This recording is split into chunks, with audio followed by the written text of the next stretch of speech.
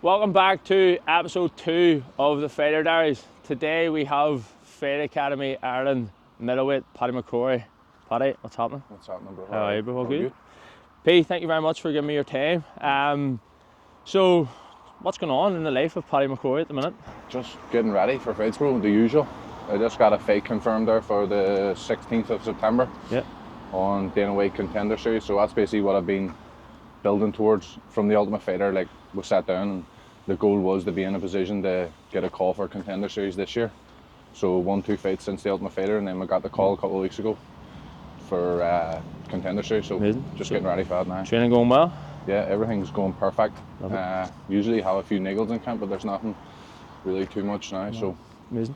So before we get into the nitty gritty, Paddy, I'm going to ask every person that comes on this question. So if today was a diary entry into your diary, where are we at in your journey right now?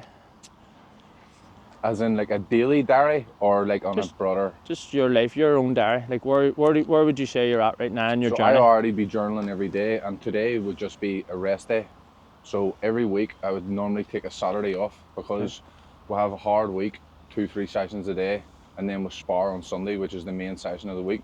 So normally I would take Saturday off to just try and rest, recover, fuel my body, getting ready for Sunday sparring, you know. Amazing. And if you were looking to the next, if this was a diary entry of your career, where do you feel like you're at in your career? I feel like I'm just at the point that I've been working towards, like, for the last 8-9 years now. Like, it's always been a long-term investment. There's lots of times when we've been investing and people can't really see the vision. But I'm right at the point of like everyone else seeing what me and my own team and my close circle has seen for many, many years now. But people, people can't really clock onto it because you're not really getting much reward for the amount of work that you're putting in hopes that one day down the lane that it'll pay off. And I feel like now in this fight especially really gives me the opportunity for it all to pay off and me to be rewarded for the work, Right, Paddy, let me bring you back to 2021. So your pro debut in the Field, Fight Academy Ireland, their own show.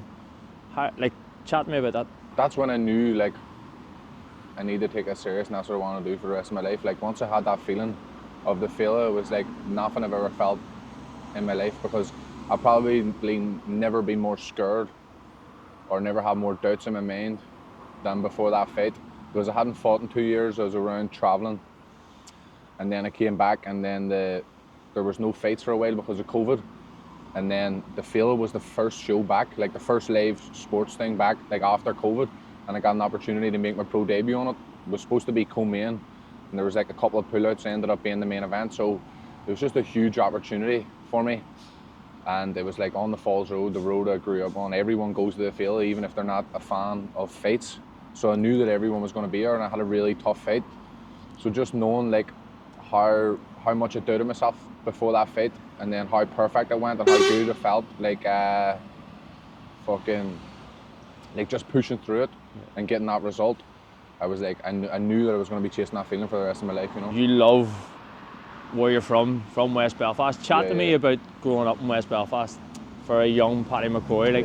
What was school like? What was it like? Just, I love growing up in West Belfast, I love where we're from. I think the funniest people in the world are from working class backgrounds, people who have experienced struggle in their life, and people who can make light of any situation. I always find that they're the people that I would want to be around the most, and would feel most comfortable around, and just feel the best when I'm around people who come from working class backgrounds that I can relate to. So I've always loved growing up in West Belfast, and I feel like there's something special about people in West Belfast, especially in combat sports, pound for pound, how small our city is and how much world champions and fighters that we produce at such a high level. It just shows that there is something special in the waters in West Belfast.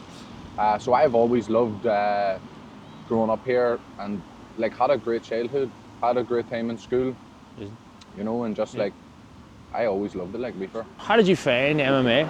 I used to box when I was a kid, and then I stopped entered the Ulsters when I was like in 4th or 5th year at 57 kilo. I was like 6'2", 57 kilo, and fucking. What weight are you now? I'm 100 kilo.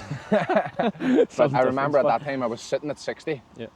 And the weights were 57 or 60, and I was like, well, if I'm sitting at 60, I'll cut to 57, which is only 3 kilo.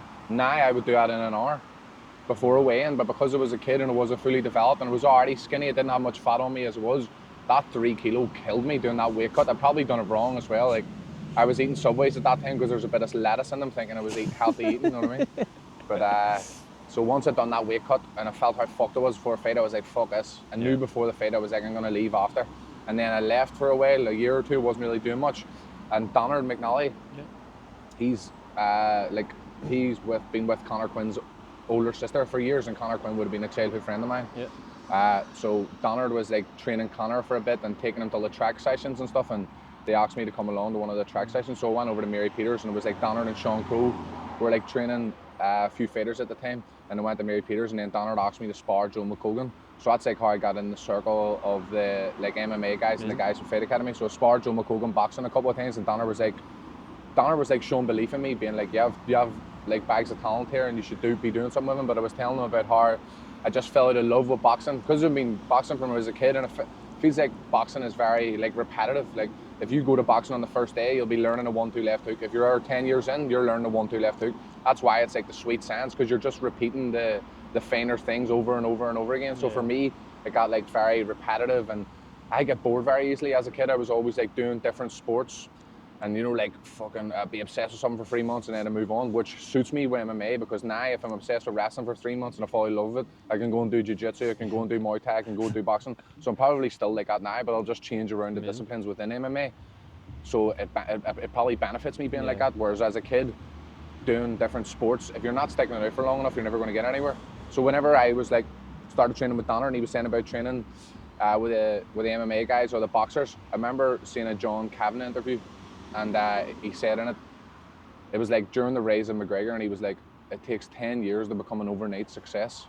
And do you know, like when you hear something someday and it just like the penny drops, I was like, I have never done anything for fucking 10 years straight. I've never done for anything for 5 years straight, you know what I mean? Like if it wasn't the best after a couple of months, I would have just left.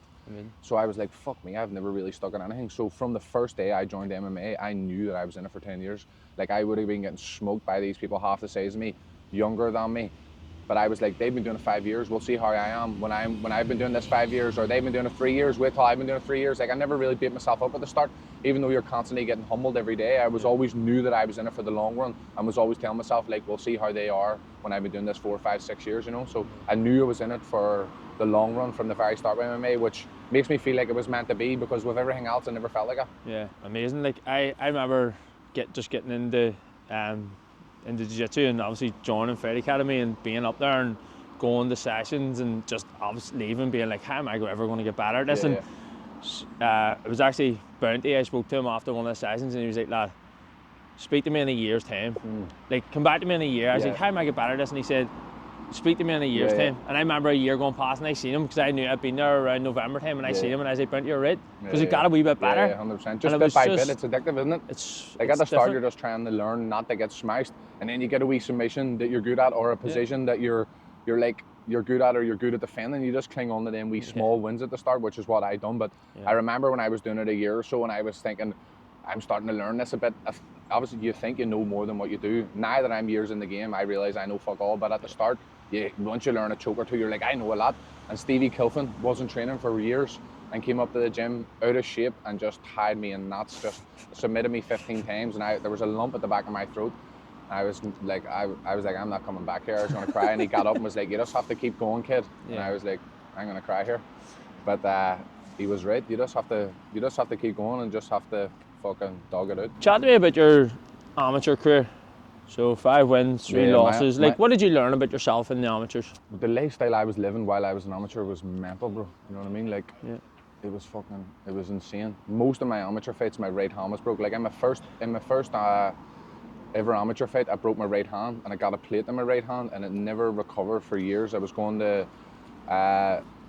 private trying to get my hand checked. They just kept telling me that my hand wasn't broke, and that I needed to just keep training away until the pain left, essentially. But as soon as I was landing a shot with the hand, it was going completely numb. So I came from a boxing background, relying heavily on my right hand. Then all of a sudden, my main fucking weapon was took away. So that forced me to like diversify my game. I started changing stances a lot. I started kicking a bit more, started wrestling a bit more. So it forced me to level up all the other aspects of my game. And then when I went traveling and giving my hand time to heal, then I'd already improved them other aspects of my game. So when my right hand came back, I felt like I was really starting to level up as a fighter, you know. Then you, going like, back. Whenever, sorry to cut you off. Okay, whenever I was an amateur, I moved out and lived by myself when I was 17. Yeah. And bro, this was like the only house that me and my mates had. You imagine having a house to you and your mates whenever you were 17. It was basically like a fucking uni house when we were 17. Yeah. So we all just used to sit in the house smoking joints all day and going to training and thinking it was like sustainable, you know what I mean? So I was like a full-blown pothead while trying to fight amateur and just gassing like fucking fights, you know, like it wasn't sustainable. And although I was training, like even when I went through these ups and downs, like outside of the gym, I was at the gym every single day. Like it's one thing, even if my dad has been slack or been like doing stuff I shouldn't have been doing outside the gym, I was still at the gym every single day. So that's one thing that hasn't slipped was consistency with the gym. And that's like a testament to Pat and Shando and their man management. Like they know exactly what to say to me, when to say it, how to say it, to get me going and to keep me in the gym. And they've really done that over the years, so I'm thankful for that. Chat to me about Fight Academy. Like, how did you find Fight Academy? Who brought you to Fight Academy? Yeah, so it was basically Donald was telling me to go up. He obviously was like friends with Pat because he was coaching Joe and Kyle and he was coaching a few of the lads at the, you know, like when I was training with him. So he was already like in them circles, and when he knew I wasn't going to join back to boxing, he was saying to me, why don't you go up to Fight Academy for a bit? So I went up to Fight Academy and there was nowhere near as much people as there was now. Like there was sometimes I'd go up to a class and it would just be me and Pat and he would just end up taking me a private. Now if you go up, there'd be a beginner's class, full mats, advanced class, full mats, like it's completely round. But I have to say, like even back then, speaking to Pat, like his mentality and his vision was just how it is now. Like there was only small numbers, but we always knew that we were the best gym in the country, and like we always knew that we could go the furthest. So it is like, it's such a weird, it's almost funny now that things are how they are and people is talking how they're talking and things are taking off the way they are, because like we're just looking at each other like we always knew that this was going to happen. Like for even just standing here today doing this interview with you, tomorrow I'm going to Vegas for 3 days to do media.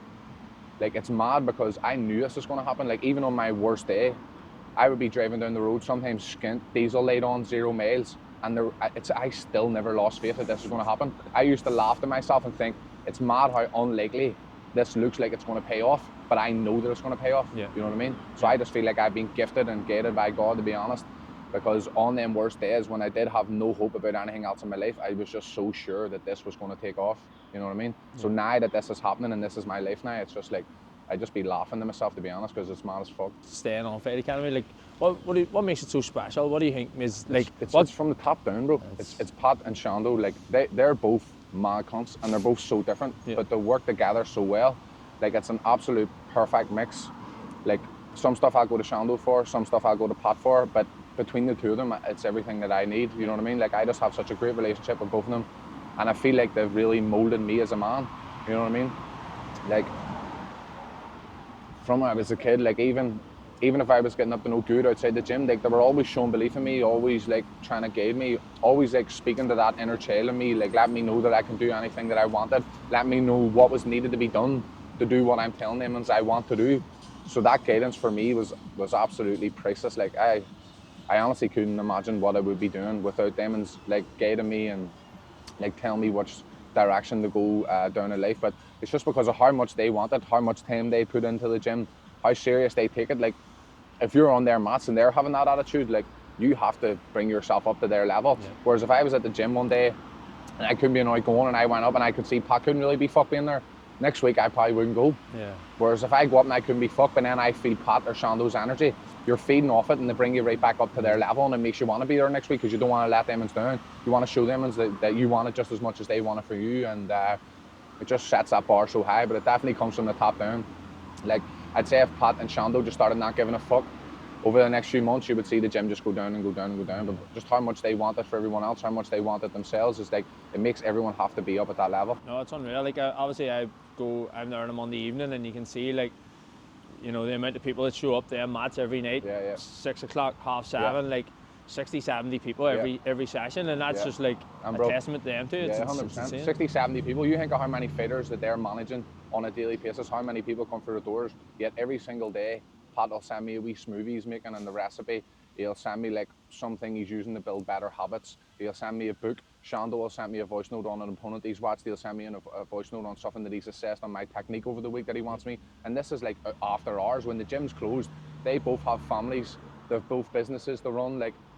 But when they go home from the gym, they're thinking about me and my improvement and my progress. And I'm sure that's the same for all the other fighters, especially in the pro team. Like, they're just so invested in you that you feel like you can't let them down. Like going over here and getting this UFC contract, which is what I'm going to do in September. Like, I want to be able to give them that just as much as I want it for myself. Yeah. Like, it's completely on par. Like, how much I want to be on this journey with them, and I want to be able to give back to them as to how much I want it for myself. Like, going to Vegas last year in the Ultimate Fighter and going there by myself without my team, without the people who I've came up with, it made me realise that without them it's nothing. Like, it isn't the final destination. It isn't getting to the UFC that makes you feel good. It's getting there with the people that you came up with. It's getting there with the people who believed in you it's getting there with the people who believed in you when no one else believed in you. And like, just so you can just look and have them conversations with them and spend them moments with them. Like, that is what matters to me, Like, that is what will truly make me happy. Like, if someone told me, here, sack Pat and Shando or the team off and come over and we'll give you $1 million contract, I'd tell them to stick it up their hole, because unless they're with me, like, it's this journey is nothing. Like, just knowing that there's been times when I was fucking low, like, and they showed that, like, they showed that belief in me. Just being able to give that back to them means the world to me. Like, just going back to, you just touched on it there, like the UFC and the Ultimate Fighter, and obviously you mentioned about not being there with your team, but for you as a person, like, you started out, like, you go to Fight Academy your first day, like, everybody wants to get to the UFC. What was that like, just being in around that environment, putting on those UFC gloves for the first time? Like, how did that make you feel? Yeah. At the time, it did feel a bit weird, to be honest. It was a bit anticlimactic, in a sense. Like, I know, see, whenever I go over to Vegas with Pat and Shando here and we're about the PI and we're about the Apex, I'm going to be like, holy fuck, we're here. Like, this is where we've been talking about for so many years. But getting there and being in around it when they're not there, it just made me so aware of, like, how it is the journey that's the special part of this whole thing. Like, we've all been on the chase for years, not making much money in the sport, working more than what we're getting back, like putting in more work than we're getting paid for years and years and years.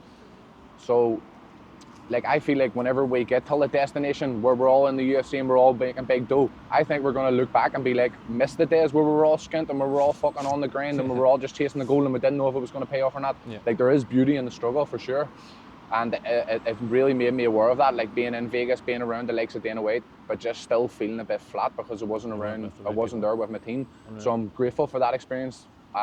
Of getting to be there when they're not there, and understanding they appreciate it and be grateful this time whenever they are there.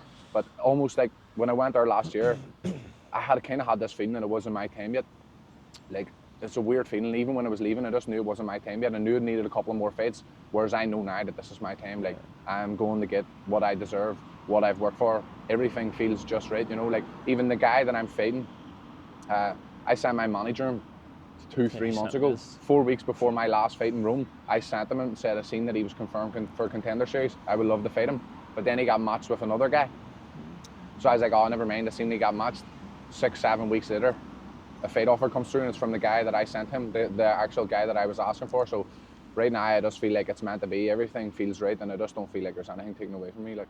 Right, Paddy, so Cage Warriors in Rome. Chat to me about your performance. Chat to me about the event itself. How did you feel? Cage Warriors in Rome was like, I was supposed to fight in Cage Warriors Dublin 4 weeks before. Yeah. On the night of the fight, the opponent failed his post-fight medical. So like an hour before, supposed to get my hand dropped. They're like, your fight's scrapped. So what goes on there? Like, what were you doing at that time when you found out? I went in to get my medical and seen there was a bit of a queue, so I was wondering what the fuck the crack was. And it turned out that guy was obviously failing his medical, so he's holding everyone else up.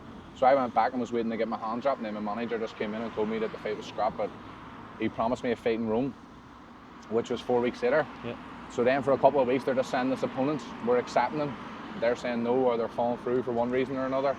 Then they ended up offering us some Israeli guy who's a light heavyweight fighter, and he was supposed to fight on the 15th, like 2 weeks before, and then his fight fell through. So they were just like, Perfect. So they asked me to fight him at a catch weight, like 10 pounds heavier than my normal weight class. So we just accepted the fight, went over and fought him in Rome. And chat to me about your performance and like. Yeah. To be honest, I wasn't really too happy with my performance. Like I feel like I was holding back a bit because I knew what a win in that fight could do for me. I knew what doors it would open up for me, and I knew it would give me the opportunity that I have now to fight in the Contender Series. So I was maybe a wee bit hesitant to pull the trigger. I went into it with a damaged left hand. Like whenever my first fight fell through, when I went back to the gym and I was probably sparring with a wee bit of frustration. Yeah. So I was like maybe being a wee bit reckless and sparring, and I hurt my left hand. So this was like 2.5 weeks before the fight. My hand was racked, couldn't hold a cup of tea with it.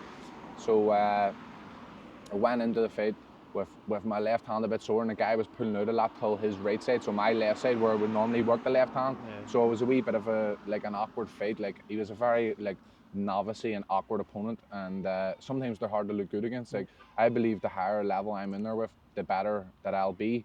So sometimes when you're in there with someone who's not your level, they're like kind of just jumping out of stuff and really making it awkward, and not really, they're just happy to not get finished. I felt like he was like happy to not get finished, and it was like at the point where he was like happy with just losing the fight but not being finished. And for me to finish the fight, I would have to take like unnecessary risks. Whereas if I was in a fight now where a contract is on the line, obviously I would be taking them risks over and over and over again and doing whatever it is to take the win. But in that fight, I felt like I was 2 steps ahead of the guy, and I could see everything he was coming with. So I was like, there's no point in me taking these unnecessary risks if I completely have the read on this guy and have control of him the whole time. But my initial reaction when I got out of the fight was I wasn't really too happy with my performance. I should have been a bit busier and should have put it on him a bit more. But I suppose everything's easier in hindsight. Sometimes you just have some performances like that. I was just glad to get the win and get this shot at Contender Series, which is what my goal has been all year, you know. And I think obviously the next 24, probably the next week or so after that, your phone and everything went fucking mental off social media. Like, how do you deal with that? Like, it's obviously new to you? It was definitely new to me. Like my phone blew up, to be honest. Like every time I was going, I couldn't see my notifications because as soon as I went on my notifications, it would just it would just refresh. Those reels that were going about with that video, people were just blew up, didn't like making paintings of me and all. But it is mad because it's like anyone else in any other career. It's like if you're getting this much exposure, it will equal. Like you'll get paid that amount, you know what I mean? Yeah. Like if an actor blows up or something, they'll be paid that amount, a footballer or whatever. But the level that I'm at in the game now, you don't really get paid much at all. Yeah. But I have huge exposure from it. So it is like such a weird place to be because like people are coming up to me for photos and I'm like, this cunt's probably making more per week than I'm making a month, and they're asking me for photos, you know what I mean? Yeah. So it's such a weird spot that I'm in now, and I know that I have the opportunity to make it pay off, but right now you're in sort of this grey area where like your exposure is up here but you're getting paid down here, and I'm hoping that soon that it balances out, you know what I mean? But it was definitely a mad like 24 hours, 48 hours end of just having to like set my phone down and just try and shut off and detach for a while, because it can, you know what I mean, it fucking put your head away if you're just sitting on your phone all day, and it's like it's non-stop. But yeah, there was massive exposure from that fight. It's crazy because like I've had a couple of highlight reel KOs and they've kind of blew up a bit, but nowhere near the scale that this fight did, and I feel like that was my worst performance. You know what I mean? It was like probably the most boring fight and the worst performance, but like it blew up the most, you know what I mean? Like for obvious reasons. But I wasn't too happy with the performance. Like, I've heard you speak on podcasts before in an interview, and you spoke about the good and the great in MMA. Like, what do you think separates the good from the great? I think it is like, MMA is a very difficult one because there are some people who are absolutely amazing and they're gifted and their technique and their creativity is just off the scales, off the charts. And I don't know if there's anything that you can do to like make yourself more creative or make yourself more instinctual, like have that killer instinct. So I do feel like there's some people that are just blessed with that sense of creativity and that like killer instinct, if you must. But I do think what separates the good from the great at the top is like the smaller details, like your daily routine, just smaller details built up over a lot of years and a lot of consistencies. And there's like there is some things that I definitely need to improve on as I start like climbing the ladder, you know what I mean? Like I feel like I'm very blessed in terms of I'm very creative. I have a great eye for the game. I can watch a fight and I can read two fighters. I can like build pros and cons of them very fast in my head. I can like watch a fighter who can be dangerous, but I can also identify a lot of holes and things that I would like. Yeah, I feel like I can watch a fighter Expose even someone's if they're holes very in their dangerous game. and like see holes in their name, Yep. in their game, and think of ways that I can expose it. So I Yep. do feel like that I'm blessed in that sense. But in terms of like smaller daily habits, you know, like I can definitely like be better at that. And I feel like that is what separates the good from the great. Like if you're creative and you have an eye for it and you're like a natural athlete or you have natural killer instinct, it can get you to a very high level. Yeah. But you'll never be great just off that. Like you need 100%. to add all the wee small, Everything like born things to make you become great, you know. Yeah. How do you? What does the next 1 to 3 years look like for Paddy McCorry? If you could literally map it out yourself, Yeah. what does that look like for you? If I can map out the next 3 years, I'll go to Contender Series, knock this guy out, get a UFC contract, get a couple of bonuses in the UFC, build my personal brand, build my name. In a dream scenario, be able to bring the UFC back to Belfast to fight in the SSE, and then just be able to then give back. Like there is so many like things that I would love to do and love to help with that takes money to do so, you know. So I would like to be in a position where I have enough money to like make a difference and like help kids that are in similar position that I was in, like almost be like a Pat and Shando for kids that are coming behind me. You know, I would love to be able to do stuff like that. And there's just like there's some people, some kids in the gym or some people who I would talk to around me, and I know that they need some help, whether it's like mental health issues or whatever. And like if they're trying to go tell the doctor's like, oh well, it's 3 years for a diagnosis if they have a mental health condition, or if they're trying to go and get some therapy, it's 150 quid an hour, which is just not feasible for a working class kid or any working class person, you know what I mean? That's why people turn to drugs, because it's so easily to get, it's so cheap compared to like how our fucking mental health services are at the minute. So I would love to be in a position to be able to like raise awareness and raise money for mental health charities here, and like long term be able to have like some sort of hub that people could go to, get diagnosed, get some therapy where they don't have to spend a couple £100, where they don't have to fucking wait 4 years to get a diagnosis. Because I feel like the more reading I do in the mental health issues and like studying a wee bit growing up and just trying to get a better understanding of people, I can like identify it a lot in people now where they're like having confusion amongst themselves and not really knowing what's going on. Like just because I've read a wee bit into it, I feel like I can identify that in people and see like, obviously I'm not a doctor, but if they went and were able to get diagnosed, they'd have a better understanding of themselves, and they would stop like self-sabotaging, they would stop turning the drinking drugs and stop drinking drugs, and stop like just fucking damaging themselves. But it's because it's like a broken system, you know what I mean? Because of how long the waiting times are, because of how dear therapy is. Like I feel like this city that we're in is just so far behind in that aspect, and I would love to be in a position to be able to shine some light on it and be able to like get people help, you know, like in that aspect. Like, love it. And I think you just touched on, obviously, you know, what life probably looks like after fighting for you, and you know, giving back and being able to put it all together. Yeah. Like, bro, that for me after fighting, I just want to disappear. Like, fucking, like, see, I would just like to have as little attention as possible. Have a fucking house on the Black Mountain. I've spoken to you about this before. The Black Mountain Ranch. we know which one. The Black Mountain Ranch. The Yellowstone of 100%, West Belfast. Have a house in the Black Mountain, few horses, few chickens run the bit. You know what I mean? Yep. Just a wee bit of land, and just live a fucking quiet life. Like, love it, bro. You know what I mean? That is the end goal. Like, just make enough money to be able to fuck off, just chill out, relax. Potentially have a wee gym of my own that I can like help younger generation.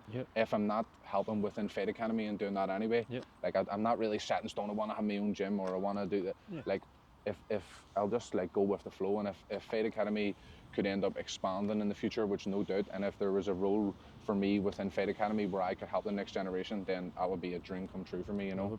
But I feel like after just passing on a wee bit of what I've learned on my own journey through life and helping people helping kids like me, helping everyone, but like in the younger generation, but mainly like there's some kids in the gym that I can see so much of myself in now, so I feel like I can help guide them a wee bit because there's so many similarities in me, and I feel like just some wee life experience and some wee things that I've been through can help them. And so I think like whenever I'm retired, I would like turn my focus to that, like using my life experience and my fighting experience just to help people that I feel are in a similar position to me. Paddy, I appreciate you giving me your time. So just to finish off, we're going to go into the final round. So 10 quick fire questions. So your favourite post-fight meal?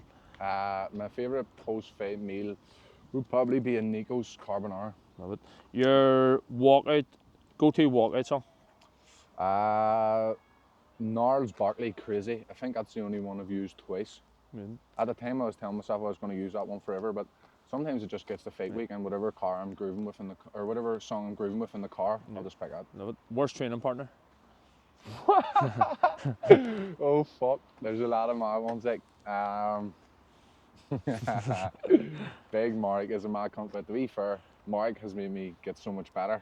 But he's just so strong and explosive that I'm like a constant nightmare. But we definitely help each other level up, you know. So Mark, are you in this for the legacy or the money? Ooh wee. I feel like I wanna like more than legacy. Like I don't really care if like people remember me or something. But more than legacy, it would be fulfilling my own potential.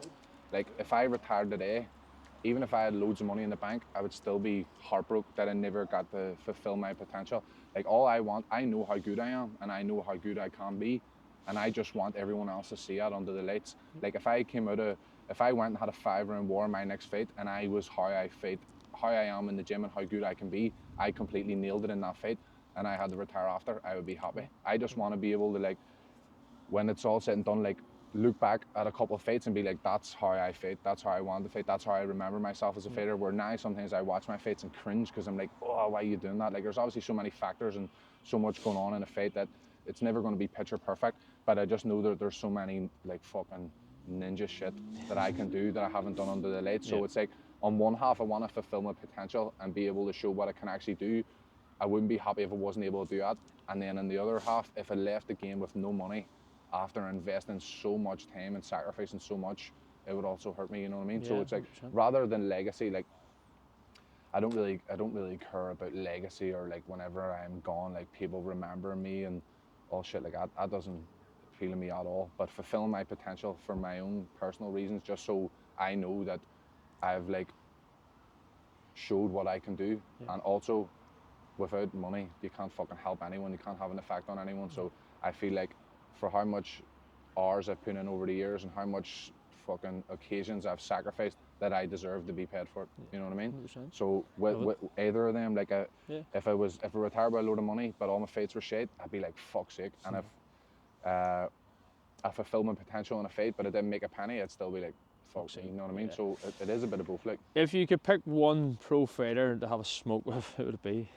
If you could pick one pro fighter to have a smoke with, who would it be? Oh, that's a good question. Ooh. Who do you like at the minute? Who's your go-to? I don't know. That's a tough We'll come back to that one. Yeah, we'll come back to that. If you didn't fight, what would you be doing? I honestly don't know, bro. Like me now, I'd just be coaching. Yeah. But that's because I fought for so long, and I feel like combat sports really like carved me into the man I am now. So I feel like if I had to stop fighting today, I would never go back to how I was. Yeah. But if I never found fighting when I did, I'd probably be up to no good. Like, you know what I mean? Yeah. Like at that age, I was like so motivated by the wrong things in life, and like fighting kind of replaced that motivation and like showed me true dopamine, true happiness. Where before it would have been on materialistic things and I was motivated by all the wrong things. So if I never found fighting, it would probably be doing the wrong thing. But if it got to this point and I stopped fighting now, I'd probably just be coaching. Yeah, love it. Sauna or an ice bath? Sauna. Defo. Favourite coffee? Favourite coffee is probably Loft, bro. Yeah. Shit out the Loft or Calf's coffee isn't fucking the hottest these days. Loft or Hatch, I'd say. Love it. And last one, dream venue to fight in? Dream venue would be the SSE. 100%. Like fighting in the SSE would just be a dream come true. Wait there, what fighter? Oh, fighter to have a smoke with. Current, retired, you pick. That is a hard one, isn't it? Because they're all mad cunts. Anyone who smokes. I'd love to have a split with John Jones, but then John Jones. he's a fucking header right there. P, thank you very much for giving me your time. Yes, You're the man. Yes, thank Love you. it. So, episode 2 wrapped up with the main man, Paddy McCorry. Absolute legend of a man. Great chat. Great to get an insight into his life, his career so far, and obviously looking forward to the future. So, I appreciate Paddy for coming on. So stay tuned, we will have episode 3 coming very soon. We will have again another Fight Academy Ireland and PFL professional fighter John Mitchell. So stay tuned, let's go.